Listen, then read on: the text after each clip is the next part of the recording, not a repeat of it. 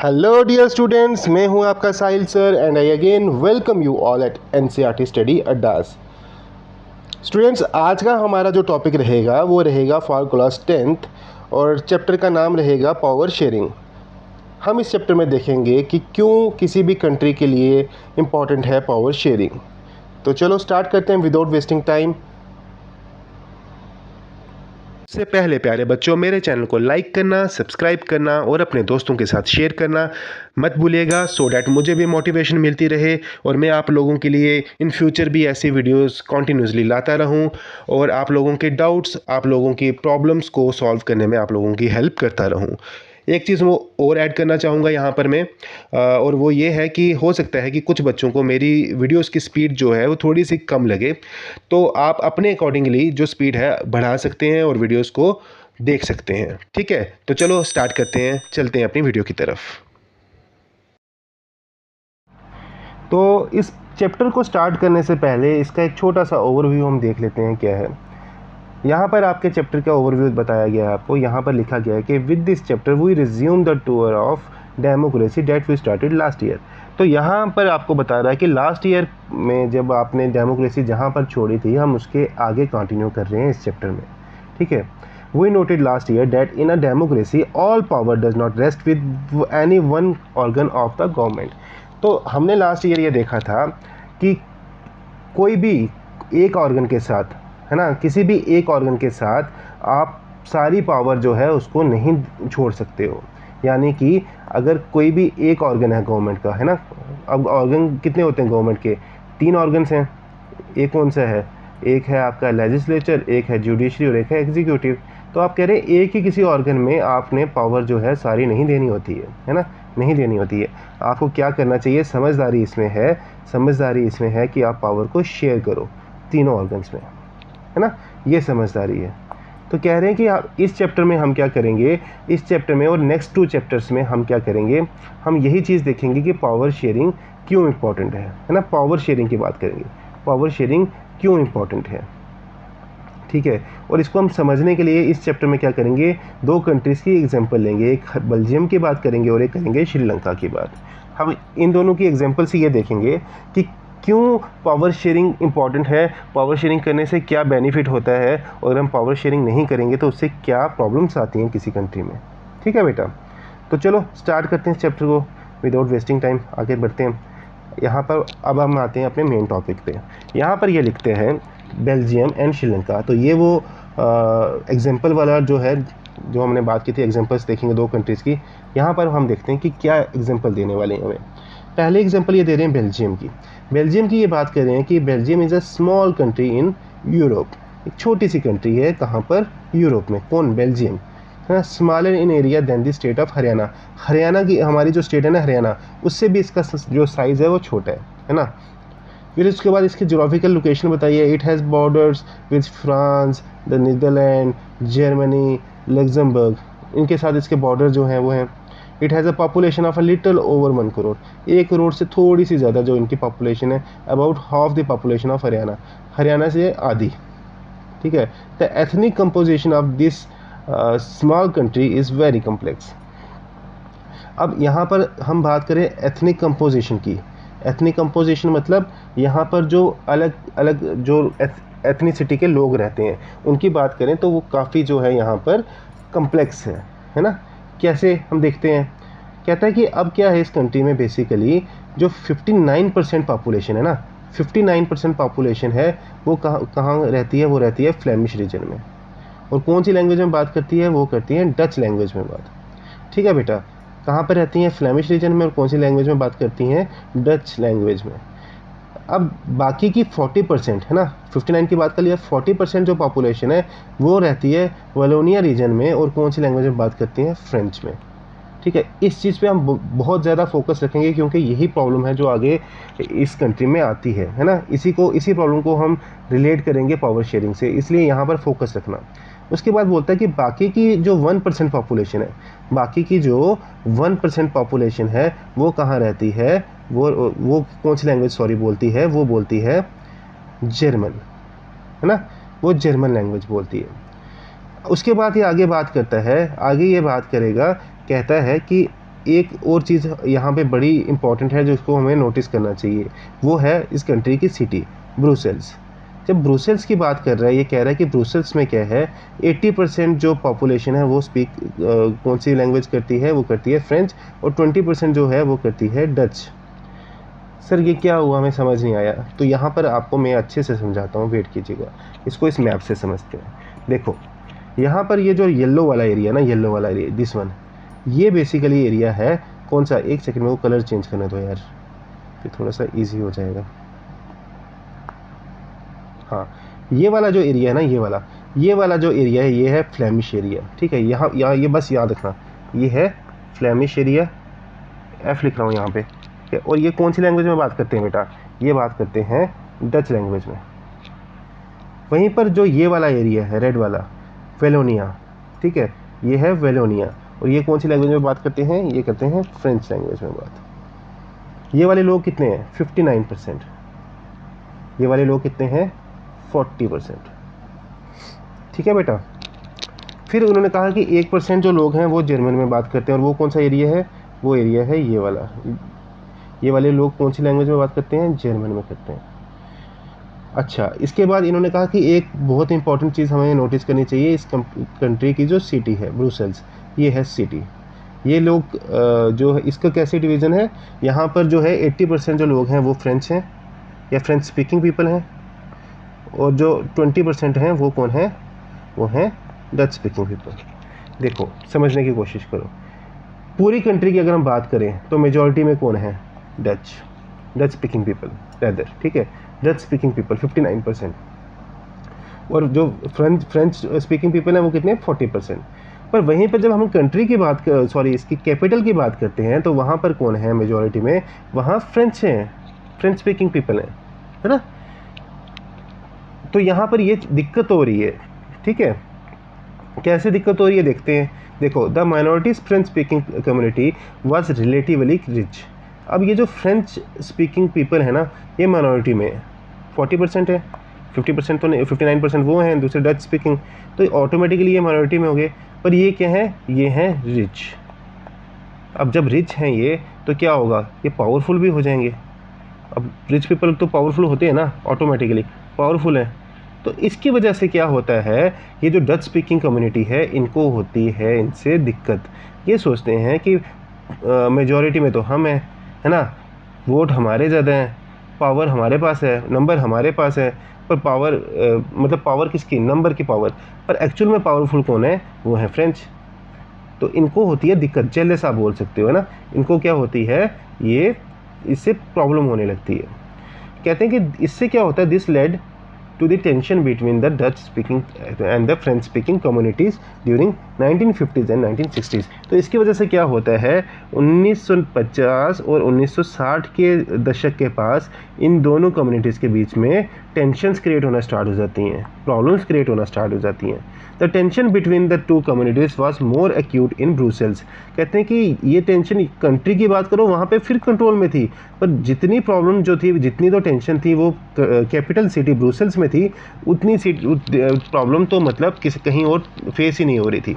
और वहाँ पर प्रॉब्लम क्यों हो रही थी, हमने अभी डिस्कस करा था, क्योंकि वहाँ पे जो डच स्पीकिंग पीपल थे वो मेजॉरिटी में थे जब पूरी कंट्री में। वहीं पर जब आप कैपिटल की बात कर रहे थे तो कैपिटल में ये लोग किस में थे, माइनॉरिटी में, ठीक है। यानी कि डच स्पीकिंग पीपल माइनॉरिटी में थे, कहाँ पर, ब्रुसेल्स में, कैपिटल सिटी में, और मेजॉरिटी में थे पूरी कंट्री में। तो उनको इस चीज़ से दिक्कत हो रही थी, है ना।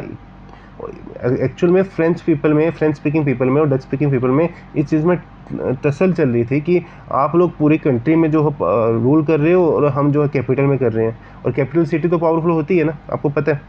चलो let us compare this to the situation in another country. तो चलो यहाँ तक हमने जो डिस्कस की है, प्रॉब्लम डिस्कस की है, वो किसकी की है, जो बेल्जियम की करी है। अब हम देखते हैं श्रीलंका का केस। कहता है कि let us compare this to the situation in another country, Sri Lanka से करते हैं। कैसे, कहते हैं it is an island nation है, ठीक है।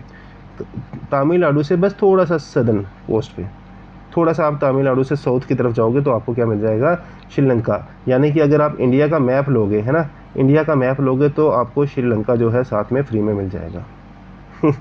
ठीक है, चलो आगे बात करते हैं। आगे क्या बताता है? बताता है हमें कि यहाँ पर पॉपुलेशन जो है वो है 2 करोड़ पीपल, ऑलमोस्ट जितनी हरियाणा में उतने, ठीक है। Like other nation in the south Asia region, Sri Lanka has a diverse population.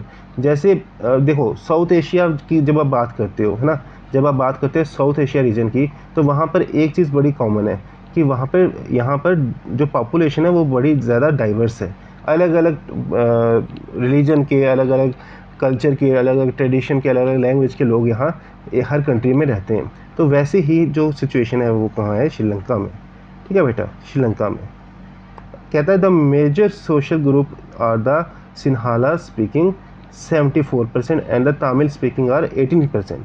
तो यहाँ पर भी क्या है, लैंग्वेज के बेसिस पे ही दिक्कत है। क्या है? सिन्हाला स्पीकिंग जो कम्युनिटी है वो है 74%, ठीक है, 74%। और जो ये लोग हैं तमिल स्पीकिंग पीपल हैं, ये कितने हैं? सिर्फ 18%, ठीक है। अमंग तमिल्स देयर आर 2 सब ग्रुप्स। अब इन तमिल्स में भी ना, इन तमिल्स में भी 2 सब ग्रुप्स हैं। कौन कौन से? एक तो है Tamil native of the country are called Sri Lankan Tamils, ठीक है। देखो यहाँ पर 2 ग्रुप्स हैं, हमने अभी बात करी। कौन कौन से 2 ग्रुप्स हैं? यहाँ देखते हैं, एक सेकेंड। एक है श्रीलंकन तमिल्स जो कि कितने हैं? 13%, ठीक है, 13%। और बाकी जो हैं, देखो the rest whose forefathers came from India as plantation workers during colonial period are called Indian Tamils. As you can see from the map, Sri Lankan Tamils are concentrated in north and east. चलो इसको हम बाद में देखते हैं, पहले कह रहे हैं कि बाकी के जो है ना परसेंटेज, बाकी कितने परसेंट हुए? 5%। 18 में से 13 तो एक चले गए, 5% रह गए। ये हैं कौन? Indian Tamils. बेसिकली ये कौन लोग थे? ये वो लोग थे जो जब ब्रिटिशर्स यहाँ रूल कर रहे थे ना, तो यहाँ से उठा के वो क्या करते थे? लेबर ले जाते थे बाकी कंट्री में प्लांटेशन के लिए। तो ये श्रीलंका में भी ले गए थे, क्यों? टी प्लांटेशन वगैरह होती थी वहाँ पर, तो प्लांटेशन के लिए यहाँ से तमिल्स को लेके गए थे। तो ये वहाँ पर इनके दादा परदादा जो थे वो गए थे, और आज इनकी जो है आगे जो है पॉपुलेशन इंक्रीज़ हो गई है। तो अभी इनको बोला जाता है इंडियन तमिल्स, और इनको बोला जाता है नेटिव श्रीलंकन तमिल्स, ठीक है, श्रीलंकन तमिल्स। तो अब यहाँ कह रहा है कि हम मैप को अगर देखें तो श्रीलंका के मैप की बात करेंगे यहाँ पर। अभी एक सेकेंड, यहाँ पर कहाँ, चलो आगे का देखते हैं हम। तो कहता है कि आगे हम जब बात करते हैं, as you can see from the map Sri Lankan Tamils are concentrated in the north and the east of the country. तो श्रीलंकन तमिल्स कहाँ पे कंसनट्रेटेड है? यहाँ पे एक सेकंड में जो एक मैप है ना खुद बना लेता हूँ, थोड़ा सा रफ मैप बनाता हूँ। कह रहा है कि श्रीलंकन तमिल्स कहाँ पर हैं? वो है नॉर्थ और ईस्ट में, यानी कि ऐसे अगर आप कर लो, है ना, ऐसे कर लो।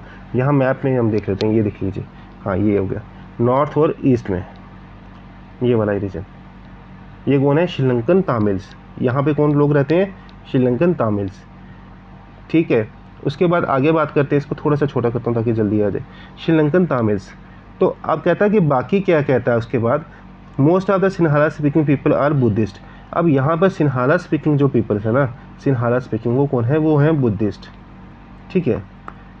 याद रखिएगा, इन पे फोकस रखिए, सिन्हाला स्पीकिंग पे, ये क्योंकि ये इंपॉर्टेंट रोल प्ले करेंगे।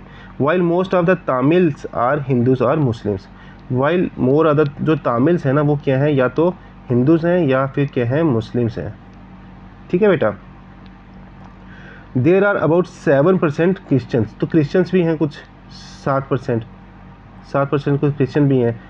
Who are both Tamil and Sinhala. तो जो क्रिश्चियंस हैं वो तमिल्स भी हैं और वो सिन्हालास भी हैं। Just imagine what could happen in situation like this, ठीक है। अब हम यहाँ देखेंगे कि इस सिचुएशन में क्या हो सकता है। In Belgium the Dutch community could take advantage of its numeric majority and force its will on the French and German-speaking population. This would push the conflict among communities further. This could lead to a very massive partition of the country. Both the sides would claim control over Brussels. In Sri Lanka, the Sinhalas community enjoy an even bigger majority and could impose its will on the entire country. Now let us look at what happened in both these countries. तो कहता है कि यहाँ पर imagine करो, अभी आपको imagination की बात कर रहा है, कह रहा है कि अब क्या हो सकता है। हमने जब डच वाली बेल्जियम वाली बात की थी, तो वहाँ पे क्या था, वहाँ पे डच कम्युनिटी थी, वो जो थी मेजॉरिटी में थी, है ना। और उसका वो एडवांटेज ले सकती थी क्योंकि उनके पास नंबर बहुत ज़्यादा था। उससे क्या कर सकती थी, ये फ्रेंच लोगों पे और जर्मन स्पीकिंग लोगों को डोमिनेट कर सकती थी, है ना। इससे कन्फ्लिक्ट हो सकता था इन फ्यूचर, और उससे जो कंट्री में क्या हो सकता था, डिवीज़न हो सकता था। वहीं पर जब ये बात करता है श्रीलंका की, तो कहता है कि यहाँ पे तो सिन्हाला तो उससे भी ज़्यादा थे, वहाँ पे तो सिर्फ 59% थे ना वो लोग। डच को कितने परसेंट थे, 59%। यहाँ पे तो 70% से भी ऊपर लोग थे, है ना। कितने थे ओवरऑल, यहाँ पर ये लोग थे 74%, तो 70% से भी ऊपर थे। तो ऑब्वियस ही बात है, ये ज़्यादा पावरफुल थे यहाँ पे। तो ये क्या कर सकते थे, ये तो कुछ भी अपनी मर्ज़ी से कर सकते थे, है ना। तो अब देखते हैं कि एक्चुअल में ये तो हमने कर लिया कि यहाँ पे ऐसा हो सकता था, वैसा हो सकता था, पर अब देखते हैं कि हुआ क्या। ठीक है, आगे बात करते हैं। तो आगे कहता है कि majoritarianism in Sri Lanka. Sri emerged as an independent country in 1948. The leader of the Sinhala community sought to secure dominance over government by virtue of its majority. As a result, democratically elected government adopted a series of majoritarian measures to establish Sinhala supremacy. तो कहते हैं कि Sinhala speaking, जब हम श्रीलंका की, यहाँ पहले बात करने वाले हैं श्रीलंका की, ठीक है।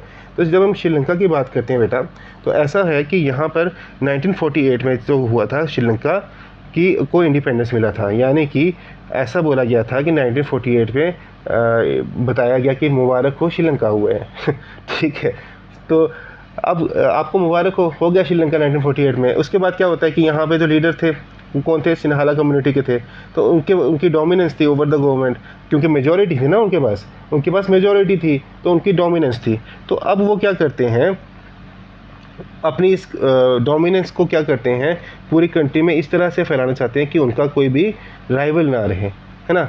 तो इसकी वजह से क्या करते हैं कि वो अब जो वहाँ पे गवर्नमेंट जो इलेक्ट होके आती है, वो मेजॉरिटेरियन गवर्नमेंट जो होती है, जो वो भी क्या, वहाँ पे मैक्सिमम लीडर्स कौन होते हैं, वो सिन्हालास के ही होते हैं, क्योंकि मेजॉरिटी इनके पास थी। तो वो भी ऐसे स्टेप्स लेने लगते हैं जिससे क्या हो, सिन्हालास की सुपरमेसी हो, ठीक है, सिन्हालास की सुपरमेसी हो वहाँ पर।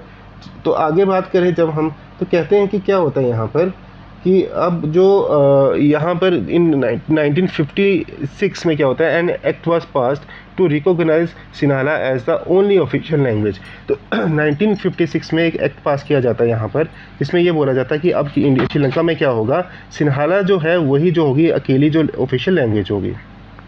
यानी कि बाकी सब लैंग्वेज को साइलेंट कर दिया जाता है और सिन्हाला को प्रमोट किया जाता है, ठीक है बेटा।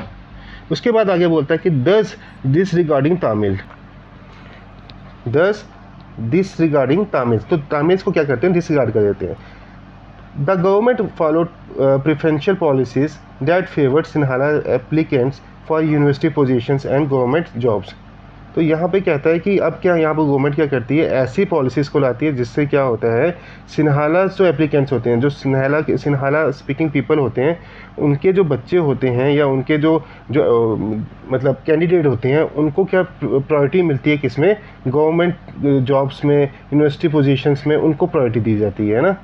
A new constitution stipulated that the state shell protect the end foster Buddhism. तो अब कॉन्स्टिट्यूशन में एक नया अमेंडमेंट लाया जाता है, एक नई चीज़ लाई जाती है, कहा जाता है कि अब हम यहाँ पे क्या होगा, बुद्धिज़्म को प्रोटेक्ट करेंगे और इसको बढ़ाएंगे, ठीक है।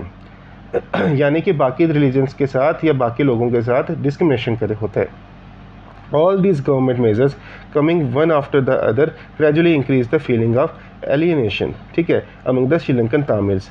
They felt that none of the major political party led by the Buddhist Sinhala-speaking Sinhala leaders was sensitive to their cause. तो देखो यहाँ पे क्या बोलते हैं, यहाँ पे ये बोलते हैं कि अब क्या होता है कि ये जो सब गवर्नमेंट के जो हथकंडे थे ना, ये सब चीज़ें जो गवर्नमेंट कर रही थी, तो इससे क्या होता है कि आहिस्ता आहिस्ता जो सिन्हाला श्रीलंकन तामिल्स होते हैं ना, ये लोग जो यहाँ पे रह रहे होते हैं, ये लोग क्या करते हैं, अपने आप को कटा फील करने लगते हैं, है ना, अलग फील करने लगते हैं।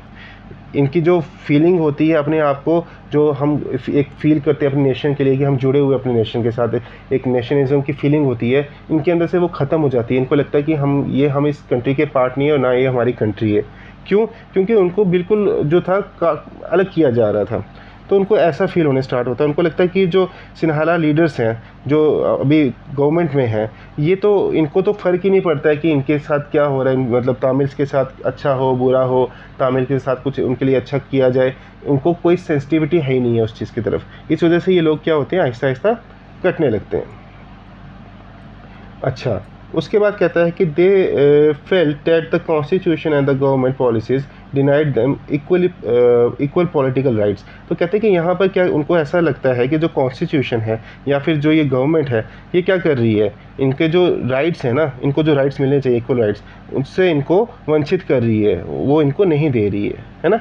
उसके बाद आगे कहते हैं इक्वल राइट्स, हाँ, discriminating against them in getting jobs and other opportunities and ignore their interest. तो उनको मतलब ओवरऑल जो है उनके साथ डिस्क्रिमिनेशन हो रहा है। मतलब आपको सिंपल वर्ड में बताऊं, उनको जो अपॉर्चुनिटीज़ नहीं मिल रही हैं, उनको जॉब्स नहीं मिल रही हैं, उनके साथ डिस्क्रिमिनेशन हो रहा है। प्रायोरिटी किसको दी जा रही है, स्नाहला स्पीकिंग पीपल को, तो बुद्धिस्ट के साथ डिस्क्रिमिनेशन हो रहा है, ठीक है। As a result the relationship between the Sinhala and the Tamil community strained over time. तो इसकी वजह से क्या होता है, थोड़े टाइम के बाद आहिस्ता आहिस्ता इन दोनों के बीच में रिलेशन जो होते हैं वो खट्टे होने लगते हैं। द श्रीलंकन तमिल्स लास्ट क्या करते हैं, अपने parties and struggle for the recognition of Tamil as an official language for regional autonomy and equality of opportunity in securing education and jobs. तो अब क्या आहिस्ता आहिस्ता जो श्रीलंकन्स होते हैं ना, श्रीलंकन तामिल्स क्या करते हैं, अपने पॉलिटिकल पार्टीज़ को लॉन्च करने लगते हैं। ये कहते हैं कि वो तो हमारी बात सुनेंगे नहीं, जो अभी सिन्हाला स्पीकिंग पीपल हैं, तो हम लोगों को अपनी आवाज़ खुद उठानी पड़ेगी, और इसके लिए अपने पॉलिटिकल पार्टीज़ को क्या करते हैं, लॉन्च करते हैं, और ये बोलते हैं कि हम क्या करेंगे, तमिल को भी ऑफिशियल लैंग्वेज बनाई जाए, ऐसी हम डिमांड रखेंगे। और साथ में क्या करेंगे, हम लोगों को भी रीजनल ऑटोनॉमी, हमारा जो एरिया है, जो नॉर्थ और ईस्ट वाला एरिया है, उसको भी रीजनल ऑटोनॉमी दी जाए, वहाँ पर भी हम लोगों को अपने हक मिले, है ना, हम अपने हिसाब से वहाँ पे काम कर सकें, हम लोगों को भी क्या मिले, इक्वल अपॉर्चुनिटी मिले, किसमें, एजुकेशन में और जॉब्स में। But their demand for more autonomy to province populated by the Tamils was repeatedly denied. तो पर उनकी ये कोई भी डिमांड जो थी वो मानी नहीं गई। कहते हैं कि फिर क्या होता है, 1980s के साथ साथ 1980s जब आता है, सेवरल पॉलिटिकल पार्टीज़ और organisations were form demanding an independent Tamil इलम। तो अब क्या होता है कि अब काफ़ी सारी, जब जैसे जैसे टाइम निकलता है और 1980 का दशक आता है, तो काफ़ी ज़्यादा पॉलिटिकल ऑर्गेनाइजेशंस आ जाती हैं जो सामने या ग्राउंड लेवल पर, जो क्या करती हैं, इस चीज़ की डिमांड करने लगते हैं कि उनको क्या चाहिए, इंडिपेंडेंट तमिल इलम चाहिए, यानी कि उनको एक सेपरेट स्टेट चाहिए, जहाँ पर जिसका नाम होना चाहिए तमिल इलम। इलम श्रीलंकन में या फिर श्रीलंकन जो तमिल लैंग्वेज में स्टेट को बोलते हैं, है ना, इन the north and the eastern part of the Sri Lanka.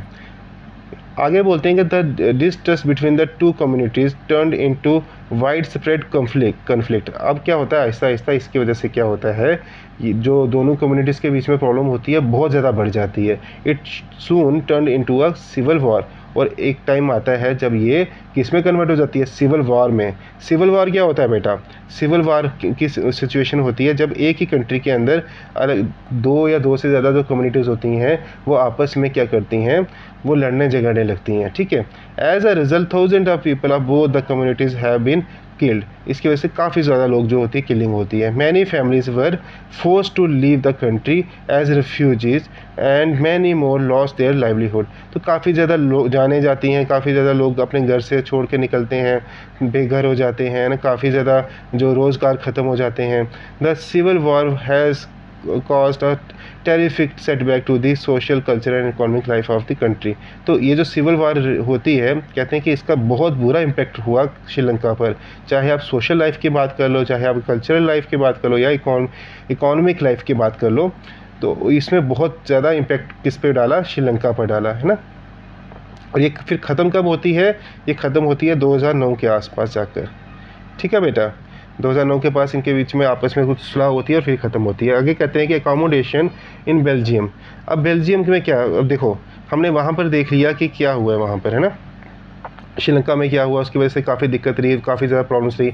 अब बेल्जियम के केस में क्या होता है, अब एक चीज़ हमारे दिमाग में पड़ जानी चाहिए कि श्रीलंका वालों ने पावर शेयरिंग लास्ट तक नहीं की, और उसमें जो 2009 में थोड़ी जाकर कुछ चीज़ें सुलझी, बट काफ़ी लंबे समय तक जो रहा ये प्रॉब्लम वो फेस करते रहे, है ना। अब बेल्जियम के केस में क्या होता है, the Belgian leaders took a different path. ये कुछ अलग रास्ता अपनाते हैं, है ना। They recognise the existence of regional differences and culture diversity. तो वो क्या करते हैं, वो इस चीज़ को रिस्पेक्ट देते हैं। किसको? ये जो डिफरेंसेस थे, ये जो डाइवर्सिटी थी, इसको रिस्पेक्ट देते हैं। Between 1970 and 1993 they amended the constitution 4 times.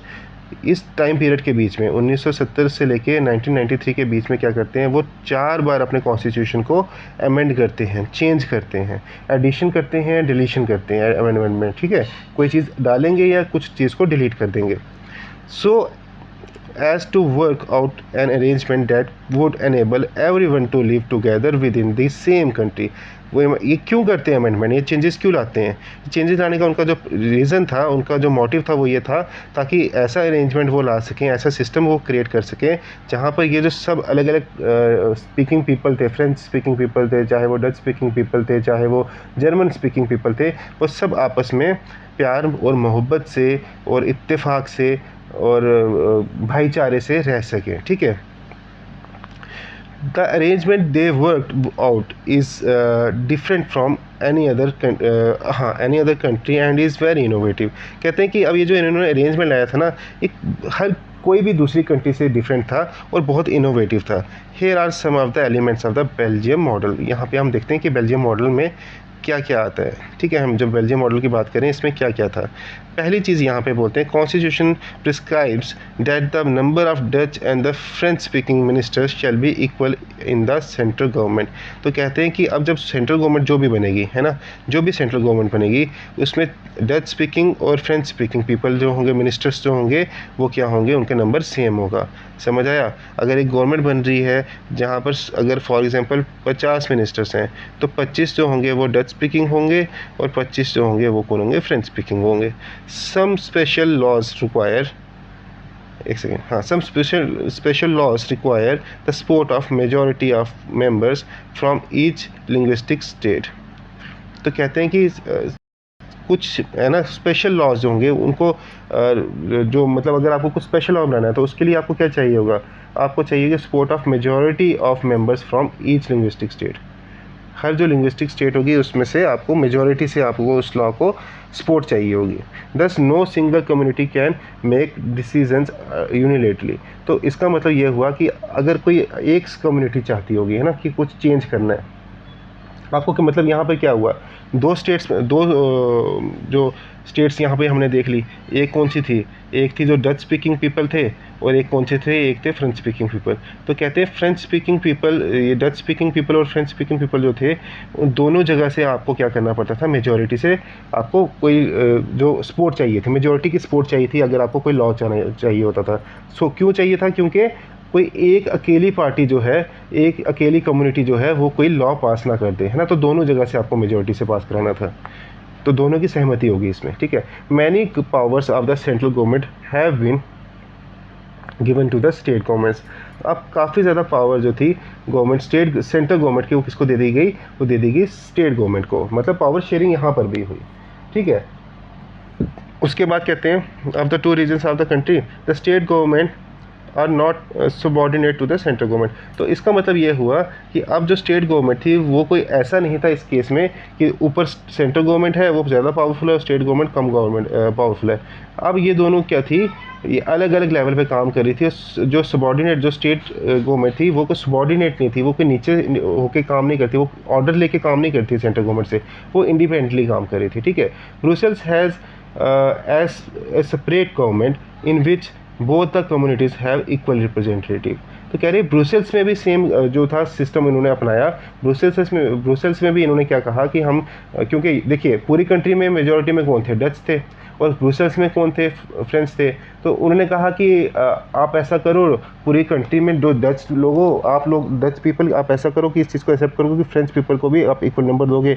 उन्होंने कहा ठीक है, हम आपकी बात मानते हैं, पर एक ही शर्त है, आप ऐसा करो कि कैपिटल सिटी ब्रुसेल्स में भी आप यही चीज़ अपनाओ, क्योंकि आप वहाँ मेजॉरिटी में हो फ्रेंच पीपल। तो आप ऐसा करो कि आप इक्वल जो सीट्स हैं वो किसको दे दो, हम लोगों को दे दो। तो वहाँ पे फ्रेंच मान के और पूरी कंट्री में डच मान के, इस वजह से ये सिस्टम हो गया। तो ब्रुसेल्स में भी ऐसा था, the French speaking people accepted equal representation in the Brussels because the Dutch, क्योंकि वही चीज़ आ गई ना कि फ्रेंच ने एक्सेप्ट क्यों किया ब्रुसेल्स में ये चीज़, क्योंकि डच स्पीकिंग पीपल ने पूरी कंट्री में किया था, ठीक है। उसके बाद कहते हैं कि सेंट्रल गवर्नमेंट में किया था डच स्पीकिंग पीपल ने। हाँ चलो आगे बताता है कि apart from the central and the state government there is a third kind of government. कहते हैं कि अब यहाँ पर हमने दो टाइप की गवर्नमेंट्स देख ली, एक सेंट्रल गवर्नमेंट देख ली है और हमने क्या देख ली, स्टेट गवर्नमेंट। अरे इसके अलावा एक तीसरी गवर्नमेंट भी थी यहाँ पर, है ना, थर्ड काइंड ऑफ गवर्नमेंट भी थी, दिस कम्युनिटी गवर्नमेंट, इसको बोला जाता था कम्युनिटी गवर्नमेंट। ठीक है, कम्युनिटी गवर्नमेंट। तो इस गवर्नमेंट में क्या था बेसिकली, यहाँ पर is elected by people belonging to one language community. ठीक है, Dutch, French and German speaking, no matter where they live. तो यहाँ पर कैसे इसको कैसे इलेक्ट किया गया था, यहाँ पर जो लोग जो एक लैंग्वेज बोलते थे ना, समझिए इस बात को समझने की कोशिश कीजिए। देखिए यानी कि यहाँ पर बेसिकली क्या हुआ, देखो समझने की कोशिश करो। यहाँ पे मैं आपको क्या समझाना चाहता हूँ। कम्युनिटी गवर्नमेंट की जब हम बात करें, कम्युनिटी गवर्नमेंट में क्या था कि जितनी भी जो अलग अलग जो एथनिक ग्रुप्स थे, है ना, जो अलग अलग लैंग्वेज स्पीकिंग पीपल थे, जैसे डच थे, फ्रेंच थे, जर्मन स्पीकिंग थे, इन सब की अपनी अलग अलग एक कम्युनिटी गवर्नमेंट होगी। ठीक है, इन सब की कम्युनिटी थी और इनकी कम्युनिटी की एक गवर्नमेंट होगी। This government has the power regarding culture, education and language related issues. इस गवर्नमेंट के पास क्या पावर होगी, ये किसके रिलेटेड काम करेगी, कल्चर के रिलेटेड, एजुकेशन के रिलेटेड और लैंग्वेज रिलेटेड इश्यूज़ के रिलेटेड। ठीक है, इसके पास कौन सी पावर होंगी कम्युनिटी गवर्नमेंट के पास, ये इसके पास पावर्स होंगी कल्चर के, एजुकेशन के और लैंग्वेज रिलेटेड इश्यूज़ की। ठीक है बेटा, यहाँ पे हमने क्या देखा, हमने यहाँ पर देखा कि 3 फॉर्म ऑफ गवर्नमेंट बनी। एक कौन सी बनी आपकी बनी सेंट्रल गवर्नमेंट। सेंट्रल गवर्नमेंट के साथ क्या कर रहे थे आप, सेंट्रल गवर्नमेंट के साथ बेसिकली ये हो रहा था कि आप जो था कि एक सेंट्रल गवर्नमेंट होगी जहाँ पर जो दोनों जो कम्युनिटीज़ हैं मेन, जो है ना, डच है या फ्रेंच है, उनके क्या होंगे, इक्वल जो होंगे मिनिस्टर्स होंगे।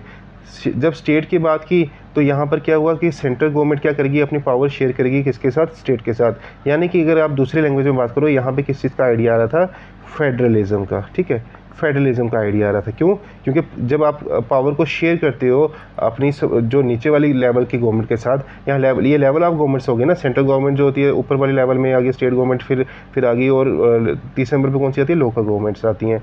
तो अब जब इन तीनों लेवल की बात होती है, जब एक लेवल से दूसरे लेवल के साथ पावर शेयर होती है, तो उसको क्या कहते हैं, फेडरलिज्म। तो यहाँ पर क्या फेडरलिज्म की बात हो रही है। और तीसरी गवर्नमेंट हमने कौन सी देखी, जो हमने देखी कम्युनिटी गवर्नमेंट। कम्युनिटी गवर्नमेंट में क्या हो रहा था कि जो तीनों लैंग्वेजेस थी उनकी अपनी अपनी कम्युनिटी गवर्नमेंट होंगी, जो किसके रिलेटेड काम करेंगी, जो काम करेंगी कल्चर के, एजुकेशन की और लैंग्वेज रिलेटेड। ठीक है बेटा, उसके बाद आगे जब हम बात करते हैं, आगे क्या बोलता है, आगे देखिए, आगे जब हम चलते हैं तो बताता है कि क्या होता है कि इसको कैसे अकोमोडेट किया गया। तो बेल्जियम मॉडल जो था ना, कहते हैं कि बहुत कॉम्प्लिकेटेड था, है ना, इट वॉज वेरी कॉम्प्लिकेटेड। क्यों कॉम्प्लिकेटेड था, समझा सकते हो, यू माइट फाइंड, क्योंकि आपको देखो, आपको खुद यहाँ समझ आ रहा होगा कि ये कितना मुश्किल इन्होंने स्ट्रक्चर तैयार की है, कि ऐसे गवर्नमेंट है, ये गवर्नमेंट है, वो गवर्नमेंट है। कहते कॉम्प्लिकेटेड बहुत था, है ना, it's Indeed is very complicated even for people living in Belgium. तो वहाँ के जो लोग रह रहे थे उनके लिए भी बड़ा कॉम्प्लिकेटेड था, है ना, उनको भी बड़ी कन्फ्यूजन रहती थी इस चीज़ के रिलेटेड। बट कहते हैं कि क्या होता है, but these arrangements have worked so well, है ना, मतलब बहुत अच्छे से काम किया इस अरेंजमेंट ने, चाहे जितना मर्जी कॉम्प्लिकेटेड था, चाहे जो मर्जी आप बोलो, पर ये आज तक जो है बहुत अच्छे से काम कर रहा है। They help to avoid civic strife between the two major communities. तो इसने क्या किया, दोनों जो मेजर कम्युनिटीज़ थी उनके बीच में जो कन्फ्लिक्ट्स थे वो नहीं होने दिए इस अरेंजमेंट ने, है ना, उनके बीच में डिस्प्यूट्स नहीं रहे। कोई कभी ऐसी सिचुएशन नहीं आई कि जिसकी वजह से कभी कोई ऐसी आवाज़ उठे कि हमें अलग से स्टेट चाहिए, क्योंकि दोनों को इक्वल पावर मिल रही थी। They have to avoid civic strife. अच्छा, उसके बाद कहता है and a possible division of countries, जैसा मैंने आपको बताया। When many countries of Europe came together to form the European country, Brussels was chosen as its headquarter। तो कहते हैं कि जब क्या हुआ, वो टाइम आया जब यूरोप की बहुत सारी कंट्रीज इकट्ठी हुई और उन्होंने कहा कि हम क्या करेंगे, एक यूरोपियन यूनियन बनाएंगे, है ना। यूरोपियन यूनियन पता होगा ना आप सबको। तो जब जो मल्टीपल कंट्रीज है यूरोप की वो इकट्ठी हैं होती हैं और उन्होंने एक यूनियन बनाया हुआ यूरोपियन यूनियन। तो कहते हैं कि जब ये यूरोपियन यूनियन बना तब क्या सोचा गया, तब उन्होंने सोचा कि हम क्या करेंगे, ब्रुसेल्स को जो अपना हेडक्वार्टर बनाएंगे, ब्रुसेल्स में क्या करेंगे, हम अपना हेडक्वार्टर बनाएंगे। क्यों? क्योंकि ब्रुसेल्स की एक ऐसी एग्जांपल सेट हो गई थी सबके सामने कि हर जगह इसकी वाहवाही हो रही थी। इस वजह से यहाँ पर ही इसका, ब्रुसेल्स में ही इसका हेडक्वार्टर बनाया गया। किसका? यूरोपियन यूनियन का। आपको ये MCQ में आ सकता है, याद रखना, MCQ में आ सकता है, बहुत चांसेस हैं कि यूरोपियन यूनियन का हेडक्वार्टर कहाँ पर है? ब्रुसेल्स में, ठीक है, कैपिटल ऑफ बेल्जियम में। ठीक है बेटा, आगे बात करते हैं। आगे जब हम बात करते हैं तो यहाँ पे तो कह रहे हैं कि रेड पेपर इसको छोड़ते हैं हम, ठीक है, आगे चलते हैं। तो अब इन दोनों स्टोरी से हमें समझ आता है, बेल्जियम और श्रीलंका की स्टोरी से हमें समझ आता है कि दोनों डेमोक्रेसीज थी और दोनों डेमोक्रेसीज ने अलग अलग तरीके से पावर को शेयर करने का तरीका अपनाया है ना। बेल्जियम ने क्या किया, बेल्जियम ने रिस्पेक्ट दिया इस चीज़ को, जो डिफरेंसेस थे, जो डाइवर्सिटी थी उसको, और वहाँ पर क्या हुआ, वहाँ पर इवेंचुअली जो था वो चीज़ एक अच्छे जो तरीके में कन्वर्ट हुई और वहाँ पर यूनिटी हुई, है ना, वो कंट्री ने प्रॉस्पर किया और बाद में उसका इतना नाम हुआ कि वहाँ पर यूरोपियन यूनियन ने अपना हेडक्वार्टर बना दिया। वहीं पर जब हम श्रीलंका की बात करते हैं तो वहाँ पर टोटली डिफरेंट चीज़ हुई।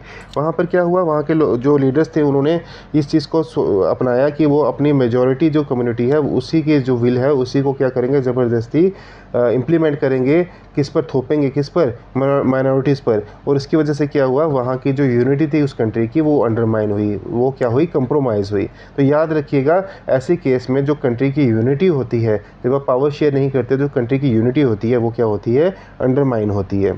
आगे बात करते हैं, कहते हैं कि अब पावर शेयरिंग क्यों डिज़ायरेबल है। जब हम बात करते हैं कि पावर शेयरिंग डिज़ायरेबल क्यों है, तो यहाँ पर हम बात करेंगे दस the two different sets of reasons can be given in favour of power sharing. तो पावर शेयरिंग के फेवर में, अब आप पावर शेयरिंग की जब आप बात करें उसके शेयर में, जब उसके आप ये बताना चाहोगे उसकी क्यों अच्छी है, उसके फेवर में अगर कुछ बोलना चाहोगे तो दो रीजंस आप दे सकते हो। कौन कौन से दे सकते हो? पहला दे सकते हो कि firstly power sharing is good because it helps to reduce the possibility of conflict between social group. तो अब पहली चीज़ आप ये बोल सकते हो कि पावर शेयरिंग से क्या होगा, पावर शेयरिंग से बेसिकली ये होगा कि जो कन्फ्लिक्ट हो सकते हैं ना सोशल ग्रुप्स में, जैसे हमने देखा श्रीलंका में हुए, तो वो चीज़ क्या हो सकती है, अवॉइड हो सकती है। अब सोशल कन्फ्लिक्ट होंगे तो उससे क्या होगा, अगर दो सोशल ग्रुप्स हैं उनमें सोशल कन्फ्लिक्ट होते हैं तो उससे क्या होता है, वायलेंस हो सकता है ना, दंगे फसाद हो सकते हैं, और उससे क्या हो सकता है, पॉलिटिकल इंस्टेबिलिटी हो सकता है। जैसे अभी हमने रिसेंटली काफ़ी कंट्रीज़ में देखा, श्रीलंका में भी देखा, बांग्लादेश में देखा, नेपाल में देखा, तो पॉलिटिकल इंस्टेबिलिटी होती है, सरकारें गिर जाती हैं, तो वो सब दिक्कत आ सकती है। तो पावर शेयरिंग इसलिए इंपॉर्टेंट है ताकि पॉलिटिकल ऑर्डर जो है वो स्टेबल रहे और फिर क्या हो, imposing the will of majority community over. हाँ, दूसरी चीज़ ये कहता है कि अगर आप ये चीज़ सोचोगे कि अगर आप मेजॉरिटी में, एक कंट्री है जहाँ पे एक मेजॉरिटी कम्युनिटी है, वो उसी की जो विल्स है, उसी की जो चाहते हैं उसी को इम्पोज किया जाए, किस पर ज़बरदस्ती थोपा जाए इस पूरी कंट्री में, तो इनिशियली जो है, जो शॉर्ट रन में आपको हो सकता है कि वो अच्छा लगेगा, वो सक्सेसफुल भी लगे,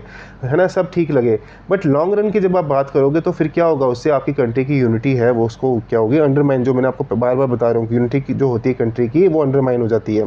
कहते हैं कि tyranny of the majority is not just oppressive for the minority but it ऑफन्स affect majority adversely as well. तो कहता है कि आप ये जो बात कर रहे हो ना, मेजॉरिटी के जो जुल्म, इनकी बात करो अगर आप, तो इसका मतलब ये नहीं होगा कि मेजॉरिटी अगर ज़बरदस्ती सब कुछ कर रही है तो उसका जो नुकसान होगा वो खाली माइनॉरिटीज़ को होगा, है ना, उसका नुकसान जो होगा मेजॉरिटीज़ पे भी होगा खुद भी। कैसे? जैसे अभी हमने एग्जांपल देखा था श्रीलंका का, वहाँ पर हमने देखा था कि सोशल कन्फ्लिक्ट्स हुआ दोनों कम्युनिटीज़ में, है ना, उसमें क्या हुआ, काफ़ी लोगों की जान गई। तो अगर जब जान गई होगी तो ये कोई ऐसा थोड़ी ना हुआ होगा कि खाली तमिल जो पीपल हैं जो माइनॉरिटी में थे उन्हीं की जान गई होगी, सिन्हाला स्पीकिंग पीपल की नहीं गई होगी, उनकी भी गई होगी, नुकसान दोनों तरफ हुआ होगा। तो इसलिए कह रहा है कि जो इसका नुकसान दोनों का होता है। There is second deeper reason. अब दूसरा रीज़न आपको बताने की यहाँ कोशिश कर रहा है। दूसरा रीज़न क्या बता रहा है कि why power sharing is good for democracies. Power sharing is the very spirit of democracy. तो यहाँ पर आपको बता रहा है, देखो यहाँ पर दो चीज़ें समझने की बात करना। यहाँ पर जो पहली चीज़ इन्होंने आपको बताई है ना, वो प्रूडेंशियल बताई है, आगे हम चल के पढ़ेंगे, पर अभी आप बताना, समझने की कोशिश करना। प्रूडेंशियल, यानी समझदारी से भरी हुई। ये यहाँ पे ये समझदारी वाली बात कर रहे हैं, है ना। आपको अगर ये पढ़ रहे होगे, ये वाली चीज़ पढ़ोगे तो आप इसको रिलेट करोगे। बड़े भी ऐसी बात करते हैं कि ऐसे दंगे फसाद होंगे, दंगे फसादों को नहीं होने चाहिए, या आपको समझाते होंगे कि आपको लड़ाई झगड़ा नहीं करना है। तो ये समझदारी वाली बातें हैं, इसलिए इनको क्या बोला जाता है, प्रूडेंशियल।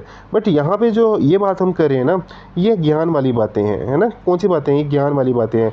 कैसे, क्या बोल रहे हैं यहाँ पे कि very spirit of democracy, power sharing जो है वो आत्मा है किसकी, डेमोक्रेसी की। ये बड़ी वो ज्ञानी वाली बातें हैं, तो इसलिए इनको बोला जाता है ये है मॉरल जो रीज़न है, ठीक है। ये मॉरल रीज़न है और ये प्रूडेंशियल रीज़न है।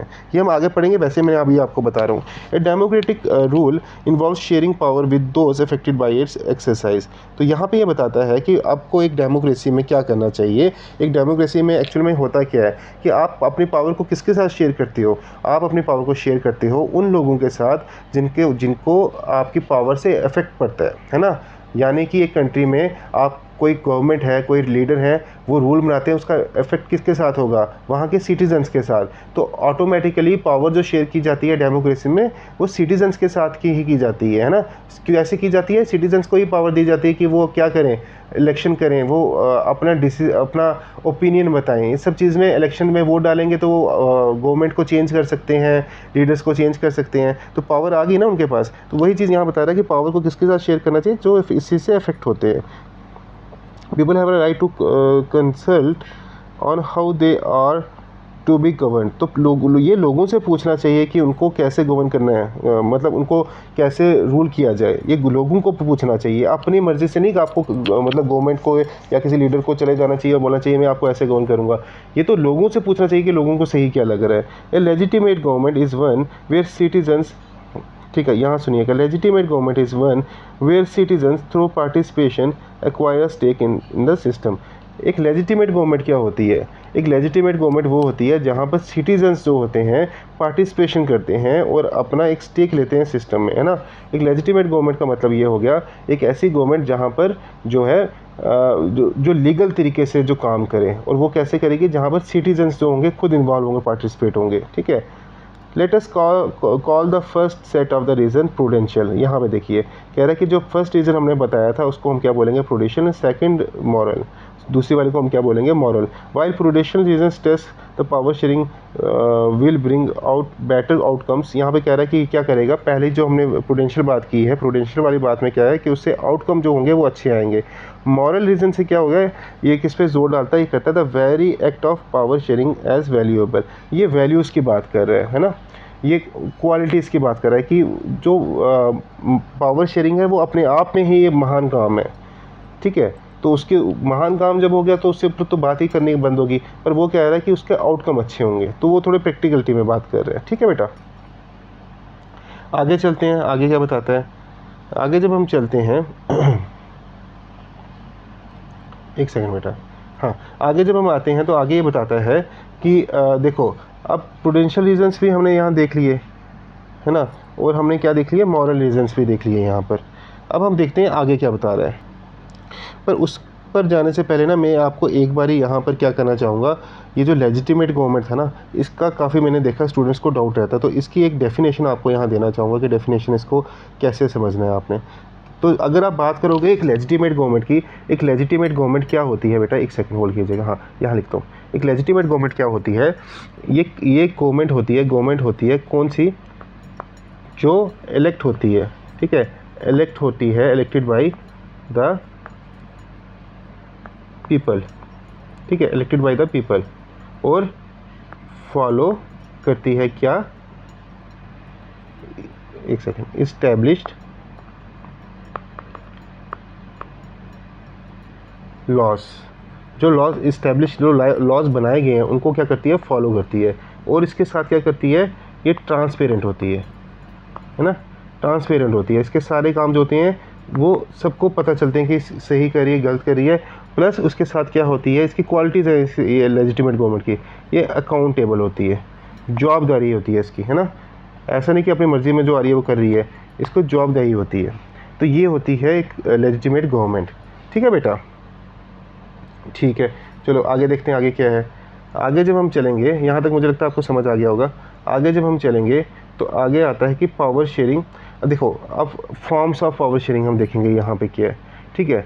फॉर्म्स ऑफ पावर शेयरिंग, एक सेकेंड। जब हम फॉर्म्स ऑफ पावर शेयरिंग, ये देखो बीच में जो ये सब चीज़ें ना, कहानियाँ, ये आप एक बारी खुद पढ़ लीजिएगा। हम अभी फोकस कर रहे हैं कि कंसेप्ट पे, ठीक है। फॉर्म्स ऑफ पावर शेयरिंग की जब हम बात करते हैं बेटा, तो अब यहाँ पर हमारे पास नेक्स्ट टॉपिक है फॉर्म्स ऑफ पावर शेयरिंग। हम यहाँ देखेंगे कि फॉर्म्स ऑफ पावर शेयरिंग कौन कौन सी होती हैं, अलग अलग टाइप की पावर शेयरिंग की फॉर्म्स देखेंगे। तो पहले जब इसको स्टार्ट करते हैं तो यहाँ पर हमारे को ये बता रहा है कि देखो भाई साहब, ऐसा नहीं है कि पावर शेयरिंग हमारे पास बहुत पहले से है, इसका आइडिया हमारे पास पहले से है, ऐसा नहीं था। जब राजा महाराजों का टाइम होता था, किंग्स का टाइम होता था, तब ये आइडिया हमारे पास नहीं था। तब ये माना जाता था कि पावर को हमें सेंट्रलाइज करके रखना है ना। पावर को सेंट्रलाइज, एक ही जगह सेंट्रलाइज करके रखना है, कहाँ, राजा के पास। पावर को शेयर नहीं करना है, पावर को शेयर नहीं करना है। क्यों? क्योंकि अगर हम पावर को शेयर करेंगे तो इससे क्या होगा, राजा की अपनी पावर कम होगी, और जिनके पास पावर शेयर कर रहे हैं, हो सकता है कि वो अपनी पावर को और इंक्रीज़ करें और फिर राजा को ही निपटा दें और तख्ता पलट कर दें, है ना। इसलिए उस टाइम पावर को शेयर किया नहीं जाता था, लोगों के पास ये आइडिया नहीं था। आहिस्ता आहिस्ता लोगों को ये आइडिया आया, कब आया, जब लोगों को अवेयरनेस आने लगी, जब लोगों को नॉलेज आने लगी, जब लोग सोशल साइंस के बारे में अवेयर होने लगे, जब लोगों को पता चलने लगा कि राइट्स भी होते हैं, लोगों के राइट्स भी होते हैं, डेमोक्रेसी भी कोई चीज़ होती है ना। डेमोक्रेसी भी कोई चीज़ है, इक्वालिटी की बात भी होती है, लोगों की आवाज़ भी जो होती है वो सुनी जाती है, लोगों के अकॉर्डिंगली काम हो सकता है। तब लोगों को पता चला कि डेमोक्रेसी की एक बहुत बेहतर फॉर्म ऑफ गवर्नमेंट है और हमें क्या करना चाहिए, डेमोक्रेसी के अकॉर्डिंगली ही रहना चाहिए। हमारे यहाँ पे कैसा सिस्टम होना चाहिए, डेमोक्रेटिक सिस्टम होना चाहिए। और तब जो चीज़ें चेंज हुई, तब ये आइडिया आया, जब लोगों को डेमोक्रेसी का आइडिया आया, और उसके बाद ये आइडिया आया कि पावर शेयरिंग होनी चाहिए, पावर शेयरिंग होनी चाहिए, ठीक है, पावर शेयरिंग होनी चाहिए, ठीक है बेटा। तो अब यहाँ पर फिर क्या होता है, कहता है कि अब मॉडर्न टाइम की बात करें, मॉडर्न डेमोक्रेसी की बात करें, तो यहाँ पर अब काफ़ी टाइप की जो है पावर शेयरिंग अरेंजमेंट्स आ चुकी हैं। अलग अलग टाइप से आप पावर को शेयर कर सकते हो। कैसे कैसे? पहली टाइप कौन सी है, कह रहे हैं कि power is share among different organ of governments, ठीक है, ऑर्गन ऑफ गवर्नमेंट्स। तो अब डिफरेंट ऑर्गन ऑफ गवर्नमेंट्स के साथ आप पावर को शेयर कर सकते हो। डिफरेंट ऑर्गन ऑफ गवर्नमेंट मतलब जैसे कि आपका लेजिस्लेचर हो गया, है ना, जैसे कि आपका एग्जीक्यूटिव हो गया, जैसे कि आपकी जुडिशरी होगी। तो ये क्या है कि आपके ऑर्गन्स हैं गवर्नमेंट के, और ये क्या है, एक ही लेवल पे हैं, इसलिए इसको क्या बोला जाता है, हॉरिजेंटल डिस्ट्रीब्यूशन भी बोला जाता है। मतलब देखो, लेजिस्लेचर, एग्जीक्यूटिव और जुडिशरी ये एक ही लेवल पे है ना, एक ही लेवल पे। ऐसा नहीं है कि कोई किसी से नीचे, कोई किसी से ऊपर। एक सेकंड नीचे चला गया, कहाँ चला गया, हाँ, ऐसा नहीं है कि कोई किसी से ऊपर है और कोई किसी से नीचे है, ये सब एक लेवल पे है। इसलिए इसको क्या बोला जाता है, इसको बोला जाता है हॉरिजेंटल डिस्ट्रीब्यूशन, ठीक है बेटा। इसलिए इसको बोला जाता है हॉरिजेंटल डिस्ट्रीब्यूशन, एक ही लेवल पे है। और यहाँ पर क्या होता है, यहाँ पे आइडिया होता है चेक एंड बैलेंस का। बहुत इंपॉर्टेंट चीज़ बता रहा हूँ, यहाँ पे आइडिया किसका होता है, चेक एंड बैलेंस का। चेक एंड बैलेंस का मतलब यहाँ पर जुडिशरी जो है वो नज़र रखेगी फॉर एग्जांपल एग्जीक्यूटिव पर, कि वो कहीं उसके वो अनलिमिटेड पावर तो नहीं चलेगी है ना, वो कोई अनलिमिटेड पावर को तो नहीं एक्सरसाइज कर रहे हैं। एग्जीक्यूटिव देखेंगे, जुडिशरी तो ऐसा नहीं कर रही है कि अनलिमिटेड पावर को एक्सरसाइज कर रही है। जुडिशरी देखेगी लेजिस्लेचर को तो नहीं कर रही है ऐसा। तो ऐसा सिस्टम चलता रहेगा, है ना। तो इससे क्या रहेगा, एक दूसरे पर नज़र रखेंगे, चेक एंड बैलेंस रखेंगे। इससे क्या होगा, पावर जो रहेगी बैलेंस रहेगी, सब तीनों ऑर्गन्स के पास पावर जो रहेगी बैलेंस रहेगी, पावर का मिसयूज़ नहीं होगा, ठीक है बेटा। एक ये जो हो गया। दूसरा जो अब यहाँ पे हम फॉर्म देखते हैं, दूसरी जो है फॉर्म यहाँ पर वो है power sharing can be shared among government at different level. अब यहाँ पे बात करेंगे डिफरेंट लेवल की। डिफरेंट लेवल की मतलब हो सकता है, देखिए इसको ऐसे समझ लें, लेवल क्या होते हैं, एक लेवल ये हो गया, फिर दूसरा लेवल ये हो गया, तीसरा लेवल ये हो गया ना। तो ये 3 लेवल हैं। अब लेवल्स के हिसाब से, है ना, लेवल्स के हिसाब से पावर को शेयर करना। अब इंडिया के केस में हम बात करें तो कैसे पावर शेयर होती है, एक है सेंट्रल गवर्नमेंट, एक है स्टेट गवर्नमेंट और एक है लोकल गवर्नमेंट, ये लेवल्स हैं, ठीक है बेटा, ये होते हैं लेवल। तो यहाँ पर क्या होता है, पावर को शेयर किया जाता है सेंट्रल गवर्नमेंट के साथ, स्टेट गवर्नमेंट के साथ, लोकल गवर्नमेंट के साथ। सेंट्रल गवर्नमेंट का क्या रोल होता है, जिसको हम फेडरल गवर्नमेंट भी बोलते हैं ना, फेडरल गवर्नमेंट भी बोलते हैं सेंट्रल गवर्नमेंट को, या यूनियन गवर्नमेंट भी बोलते हैं। इसका रोल क्या होता है, कंट्री को गवर्न करना। स्टेट गवर्नमेंट का क्या काम होता है, लोकल लेवल पर काम करना, है ना। ये इस हिसाब से काम करते हैं। क्लियर हो गया बेटा, ये किस हिसाब से काम करते हैं, ये इस हिसाब से काम करते हैं। अच्छा, उसके बाद इसको क्या बोला जाता है, इसको बोला जाता है vertical form of power sharing, vertical, ठीक है, vertical form of power sharing. क्यों? क्योंकि ये इस फॉर्म में काम कर रही है, इस डायरेक्शन में काम कर रही है, तो ये वर्टिकल है ना, ये वाला होगा ना सिस्टम, तो ये वर्टिकल हो गया, इसलिए इसको क्या बोला जाता है, vertical form of power sharing. ठीक है बेटा। अच्छा अगला जो आप तीसरा आपके पास है, तीसरा क्या है, तीसरा हाँ यहाँ पे आ गया। यहाँ पे कह रहा है कि पावर में ऑल्सो भी share among different social groups. अब यहाँ पे बात कर रहा है सोशल ग्रुप्स की, कि पावर को आप डिफरेंट सोशल ग्रुप्स के साथ भी जो है शेयर कर सकते हो। सोशल ग्रुप्स अलग अलग कौन से हो सकते हैं, जैसे रिलीजन के बेसिस पे कोई सोशल ग्रुप हो सकता है, लैंग्वेज के बेसिस पे हो सकता है ना। जैसे कि एग्जांपल की हम बात करें तो बेल्जियम के केस में हमने देखा था लैंग्वेज के बेसिस पे groups, social groups, community government बनी थी, और उसी कम्युनिटी गवर्नमेंट को क्या बोला जाता है, सोशल ग्रुप। वो एग्जाम्पल है, वो कम्युनिटी गवर्नमेंट जो हमने देखी थी ना, वहाँ पे बनी थी लैंग्वेजेस के बेसिस पे, तो उसी को बोला जाता है सोशल ग्रुप। अब इंडिया के केस में अगर हम इसकी बात करें तो इंडिया के केस में क्या होता है, जो हम बात करते हैं ना, आपने कई बार सुना होगा रिजर्व कॉन्स्टिट्यूएंसीज, है ना, रिजर्व कॉन्स्टिट्यूएंसीज, कि कोई कॉन्स्टिट्यूएंसी है उसको रिजर्व कर दिया गया है, किसके लिए, फ्ला ट्राइब के लिए, स्केड्यूल ट्राइब के लिए, या स्केड्यूल कास्ट के लिए, या वीमेन के लिए, तो उस चीज़ को बोला जाता है कम्युनिटी गवर्नमेंट। क्यों? क्योंकि आपने क्या किया, एक जगह पर या फिर अपनी जो पॉलिटिकल सेटअप है उसमें क्या किया, उन लोगों को आवाज़ दी जो एक पर्टिकुलर सेक्शन से आते हैं, एक पर्टिकुलर सोशल ग्रुप से आते हैं, है ना। जैसे कि अब वीमेन को आपने देखा होगा पंचायत में 1/3 जो दी जाती है, उनको सीट्स दी जाती हैं। क्यों? क्योंकि उनकी आवाज़ भी बन सके। और ये क्या होता है, एक टाइप का इसी को बोला जाता है सोशल ग्रुप्स। इसका बेनिफिट क्या होते हैं, देखो बेनिफिट जब इंडिया के केस में करेंगे ना, तो यहाँ पे क्या हो सकता है, देखो एक चीज़ समझाने की कोशिश, सॉरी, हाँ, यहाँ पे क्या हो सकता है कि this type of arrangement is meant to give space in government and administration to diverse section groups who otherwise would feel alienated from the government. ऐसे सेक्शंस जो अपने आप को कटा कटा फील करती हैं गवर्नमेंट से, जिनकी आवाज़ नहीं उठती है ना, जिनकी आवाज़ की सुनवाई नहीं है ना, जिनकी आवाज़ दबाई जाती है, जो पिछड़े लोग हैं, उन लोगों को मौका मिलता है कि सामने आने का। और क्या होता है, दिस मेथड इज़ यूज्ड, यहाँ पे है, this method is use to give minority communities a fair share in power. तो यहाँ पे बता रहा है कि इससे क्या होता है, जो माइनॉरिटीज़ कम्युनिटीज़ है उनको पावर में जो है उनको भी एक हिस्सा मिलता है जो डिज़र्व करते हैं, है ना। अगला क्या है, अगला है power sharing arrangement can also be seen in the way political parties, pressure group and movements. तो अभी कह रहा है कि आप क्या करते, इसको कहाँ देख सकते हो, पॉलिटिकल पार्टीज़ के साथ भी देख सकते हो, प्रेशर ग्रुप्स के साथ भी देख सकते हो, और मूवमेंट के साथ भी ये की जाती है। कैसे, देखो आप जब पार्लियामेंट की बात देखते हो, अगर आपने कभी पार्लियामेंट की जब डिबेट्स वगैरह देखी हो कभी, तो आपने देखा होगा कि अपोजिशन के कुछ लोग होते हैं ना, उनका एक लीडर होता है, तो अब उनके पास भी पावर होती है ना। अब पॉलिटिकल पार्टीज़ की जब हम बात करेंगे तो उनके पास भी पावर है, वो भी अपनी, वो क्या कर सकते हैं, प्रेशर बना सकते हैं गवर्नमेंट पे। तो यहाँ पे पावर किसके साथ शेयर की गई है, पॉलिटिकल पार्टीज़ के साथ की गई है। वो क्या करते हैं, स्लोगन्स लगाते हैं, वो धरना हड़ताल करते हैं, बस ये सब चीज़ क्या करके क्या करते हैं, अपनी पावर को शो करते हैं, प्रेशर बनाते हैं गवर्नमेंट पे। तो पावर को दी गई है तभी होगा ना, वैसे ही प्रेशर ग्रुप्स पे बनाया जाता है, वैसे ही मूवमेंट्स पे बनाया जाता है ना। इस तरह सब तरह से ये काम करता है। तो कहता है कि such competitions ensure that power does not remain in one hand. इससे क्या होता है कि पावर किसी एक हाथ में क्या रहे, कंसंट्रेट ना हो जाए। Power is shared among different political parties that represent different social groups या आइडियोलॉजीज़। तो अलग अलग डिफरेंट पार्टीज़ के साथ पावर को शेयर किया जाता है, जिनकी अपनी अपनी आइडियोलॉजी होती है, अपनी अपनी जो सोच होती है, अपने सोशल ग्रुप्स होते हैं, ठीक है। अब यहाँ पर हम एग्जांपल दे सकते हैं, जैसे कोलिशन गवर्नमेंट होती है।